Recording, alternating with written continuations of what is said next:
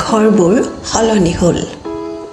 এটা সপোনক বুকুত কঢ়িয়াই ঘৰ সাজিছিল মোৰ ককা দেউতাই।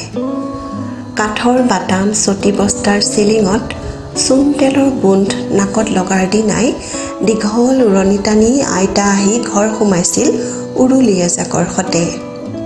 ভালপোৱাবোৰ পোখাইছিল। মৰমৰ বীজ এটাই গজালি মেলিছিল আইতাৰ তলপেটত। ধুনুক থানাক মাত এটাই স্বৰ্গ নমাই আনিছিল মাটিলৈ। ককা দেউতাৰ হাতত ধৰি দেউতাই শিকিছিল জীৱনৰ আদিপাঠ। সপোনটোৱে বাগৰ সলাইছিল। ককা দেউতাৰ সপোনটোক জুলুঙাত ভৰাই দেউতাই গাঁও এৰি চহৰলৈ আহিছিল। ককা দেউতাৰ সপোনটো এদিন দেউতাৰ সপোন হৈছিল। আই আহি দেউতাৰ সপোনটোক লগ দিছিল। গধূলি পৰত আই পিতাইৰ সপোনৰ কথোপকথন শুনি এদিন মই আইৰ গৰ্ভৰ পৰা সপোনটোক পৃথিৱীলৈ নমাই আনিছিলোঁ। এতিয়া মই জুলুঙালৈ সপোনটোক বিচাৰোঁ। এদিন সপোনবোৰ আছিল পোন, সহজ, সৰল।